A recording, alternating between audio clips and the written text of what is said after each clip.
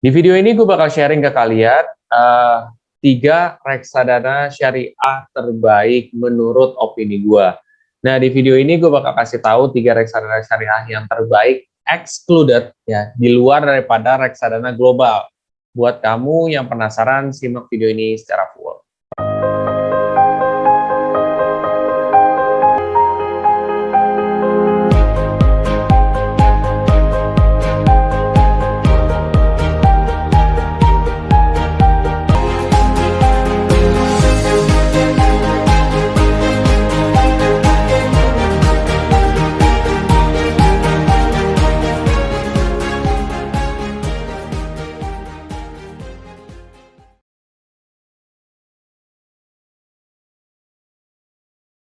Sebelum masuk lebih dalam, gue akan coba disclaimer dulu kalian. Satu, keputusan investasi ada di diri kita masing-masing. Kedua, investasi itu pasti mengandung resiko. Salah satu resikonya adalah penurunan. Ketiga, gue tidak pernah mengadakan titip dana sama sekali. Oke, check it out. Ya, jadi gue akan menampilkan screen di sini ya. Aplikasi Bibit juga. Jadi kalian bisa buka di sini yang ada kaca pembesar. Ya. Gua akan coba lihat pada syariah ya.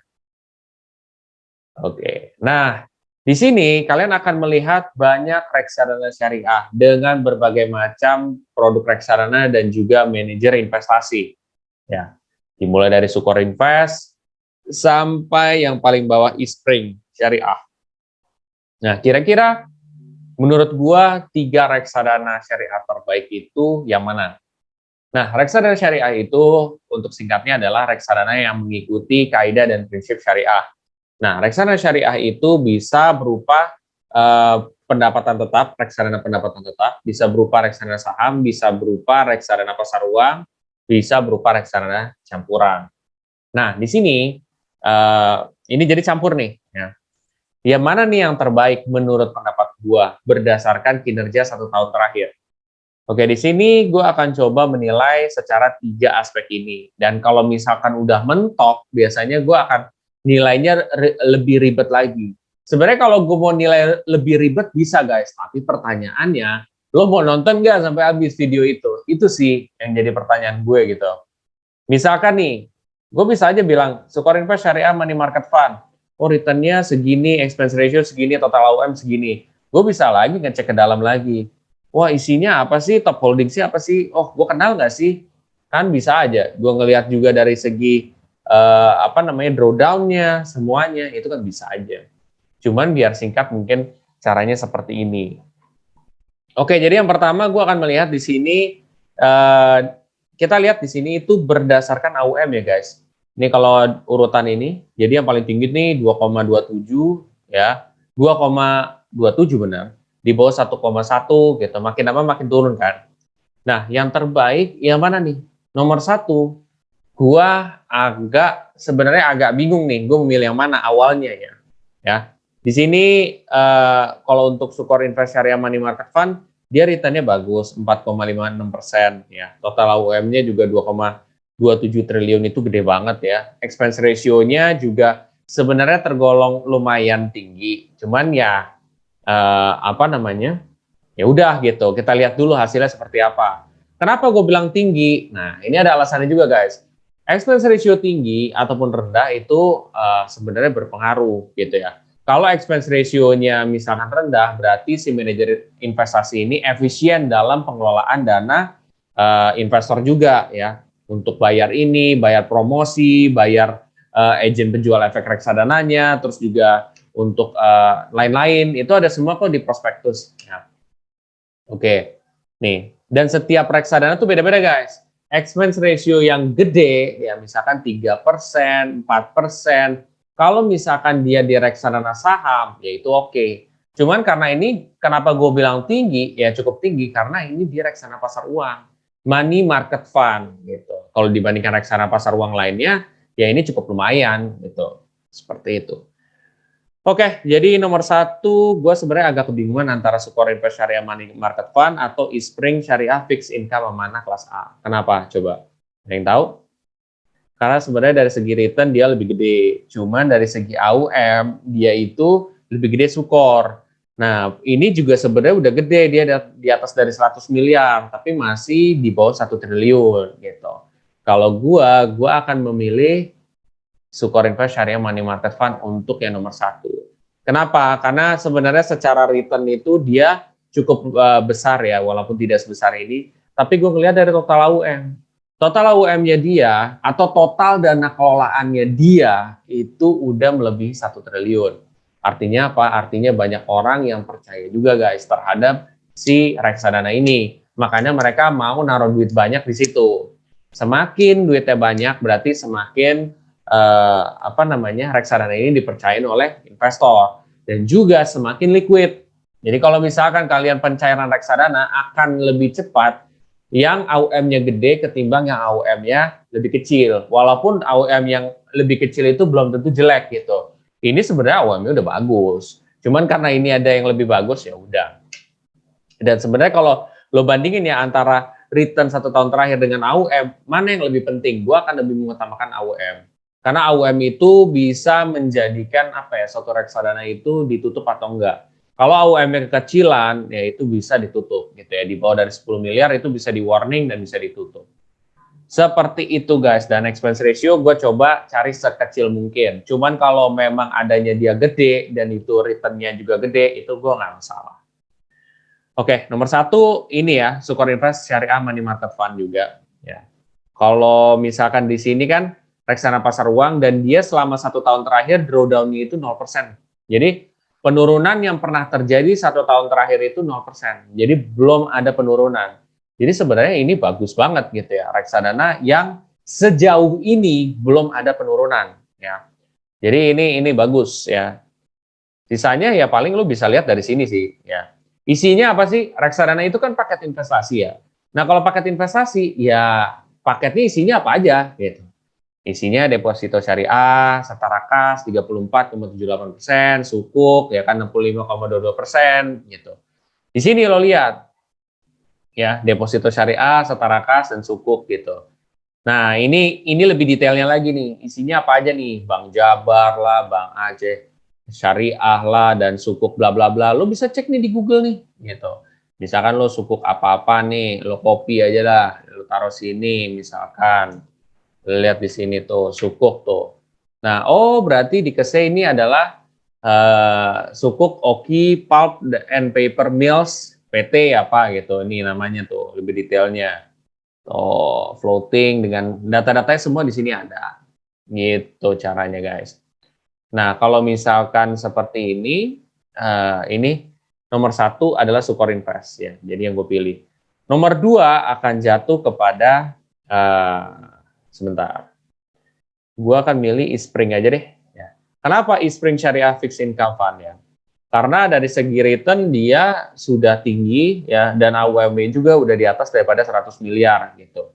Dan kalau misalkan secara reputasi juga cukup oke guys gitu ya untuk Eastspring juga. Nah, expense ratio-nya dia memang lebih tinggi ketimbang Sukor Invest Syariah Money Market Fund. Tapi ya return-nya juga lebih tinggi. Jadi menurut gua masih dibilang wajar lah gitu. Mungkin si MI ini mengeluarkan duit lebih banyak lagi untuk promosi atau apa supaya return-nya bisa lebih gede, atau dia bayar analis kayak gitu. Oke, nomor 2 ini ya. Lantas kenapa nggak nomor 2 ini? Ayo. Padahal kan secara AUM dia lebih gede gitu. Cuman menurut gua AUM itu dia penting gede. Tapi return juga penting. Kalau misalkan return dengan AUM itu terlampau yang kayak jauh gitu, enggak deh. Gue masih mending yang kayak gini nih. Misalkan ini ada pembandingan kan. Segi return dia lebih gede, tapi segi AUM dia lebih gede nih guys. Ya, gue lebih milih ini. Kenapa? Karena ya returnnya tuh masih terlampau jauh banget gitu. Kalau ini kan tipis nih, ya 4,56 dengan 4,73 ini tuh jauh loh, 1 sekian persen gitu. Jadi menurut gue ya nggak apa-apa, gue akan milih ini. Kenapa? Karena returnnya sedikit lebih jauh, AUM-nya juga udah cukup bagus gitu. Jadi ini nomor 2 guys. Nah kita lihat nih. Nah ternyata di sini ada return yang lebih gede ya. BNI Dana Pendapatan Tetap Syariah Ardani ya. Dia gede tuh sebenarnya ya. Returnnya gede, terus juga AUM-nya kecil. Ya sebenarnya bagus sih, ini masih di atas dari 100 miliar ya, cuman eh, diusahakan jangan terlalu mepet dengan 100 miliar, dan juga ya kalau misalkan ada yang lebih jauh dari ini atau di atas dari 500 miliar, gue akan lebih pilih ke situ gitu ya. Nah di sini dia expense ratio-nya lebih tinggi dibandingkan si Eastspring kan. Ya. Ini alhasil dia return-nya lebih gede gitu. Terus juga apa namanya, dari total AUM-nya ya, di sini juga lebih kecil dibandingkan Eastspring ya. Terus juga return-nya dia lebih gede. Itu aja bedanya sih. Oke, ini belum belum tahu ya. Jadi nomor 3 gue masih pilih juga ya. Majoris dia sebenarnya bagus. Gue tahu nih ya, manajer investasi Majoris juga. Gue invest di Reksadana Majoris juga. Nah di sini dia tuh sebenarnya secara return kayak so-so gitulah, biasa-biasa aja gitu. Expense ratio-nya gede banget gitu. Kayaknya gue nggak bakal pilih. Gitu. Terus kalau Majoris suku negara Indonesia, nah ini reksadana sebenarnya salah satu reksadana favorit gue guys dari dulu gitu. Nah, ini kenapa expense ratio gede nih? Dari 0,00, ini kok bisa dia gede banget gitu. Kenapa? Karena dia reksadana obligasi. Setahu gue ya, nih reksadana pendapatan tetap lah. Obligasi kan, tuh ada kan. Beda dengan tadi, kalau tadi kan reksadana pasar uang gitu ya. Seperti itu. Ini kayaknya reksadana pendapatan tetap deh. Uh, Obligasi gitu. Jadi ini sebenarnya bagus loh, guys. Ya, reksadana pendapatan tetap segini gitu. Tapi maksud gue gini, kenapa ini jadi masih nomor satu? Gue kasih tahu alasan lainnya ya. Ini dia reksadana pendapatan tetap. Reksadana pendapatan tetap, kalau misalkan dia returnnya segini, ini tuh sebenarnya masih kecil ya. Ya. Jadi kalau misalkan ini lebih di atas daripada ini wajar Pak. Gitu. Kalau ini, ya reksadana pasar uang, dia bisa lebih gede, tipis dengan reksadana pendapatan tetap. Berarti ini bagus banget gitu. Itu sih maksud gue. Itu alasan lainnya. Karena reksadana obligasi itu secara resiko di atas daripada reksadana pasar uang. Tentu kalau resikonya di atas, potensi keuntungannya lebih gede. Gitu.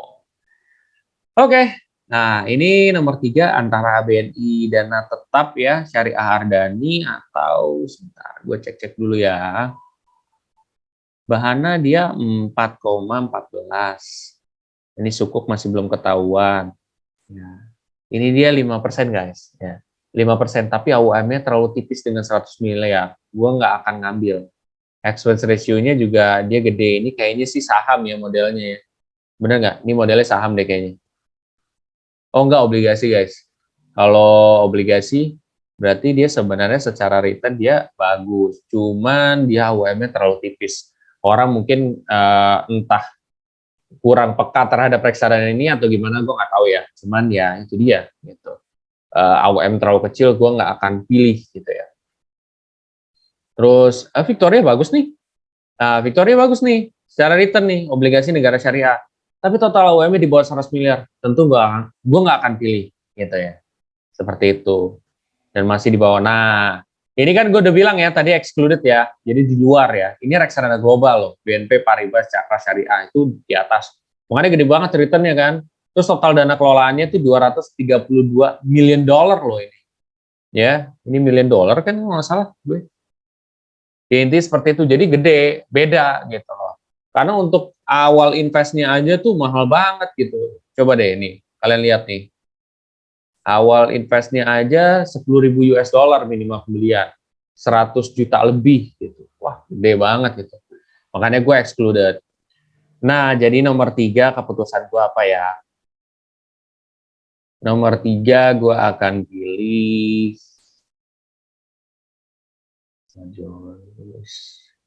aduh, gue akan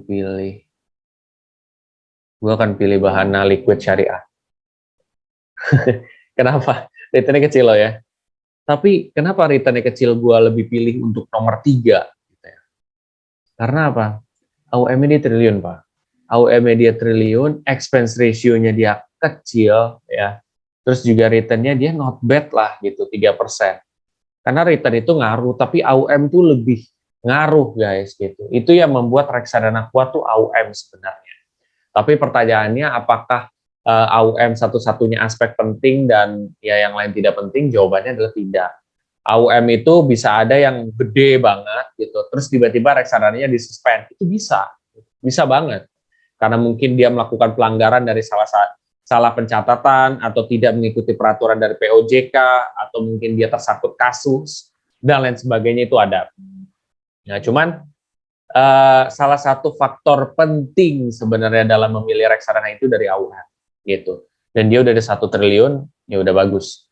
Jadi keputusan gue untuk nomor 3 jatuh kepada Bahana Liquid. Dia sebenarnya ada yang lebih bagus ya secara return ya. Kalau kalian lihat ya 5%, tapi AUM-nya kecil banget gitu. Begitu pula dengan yang lain, AUM-nya nggak sebesar itu. Dan Bahana ini kalau misalkan gue ikutin secara reputasi manajer investasi juga bagus-bagus gitu ya, bagus ya untuk manajer investasinya ya. Terus juga produk reksadananya juga cukup oke juga gitu. Jadi intinya 3 reksadana syariah terbaik menurut gua jatuh nomor 1 ke Sukor Invest Syariah Money Market Fund ya. Kedua kepada Eastspring Syariah Fixed Income Amanah kelas A, itu nomor 2. Yang ketiga dari Bahana Liquid Syariah kelas K. Itu adalah hasil gua. Kalau misalkan kalian beda pendapat, itu adalah hal yang sah-sah aja. Nanti akan ada yang nanya lagi, Jess kenapa lo nggak nilai lebih detail lagi? Bisa, tapi pertanyaannya lo mau nonton nggak sampai habis? Kayak gitu, karena bakal panjang banget juga gitu. Gue bikin durasi panjang aja yang nonton cuma berapa menit mereka. Seperti itu, jadi gue harus memikirkan itu juga supaya yang penting nyantol di kepala kalian juga. Itu 3 reksadana terbaik, Sukor Invest Syariah Money Market Fund, Eastspring Syariah Fixed Income Amanah kelas A, dan Bahana Liquid Syariah kelas B.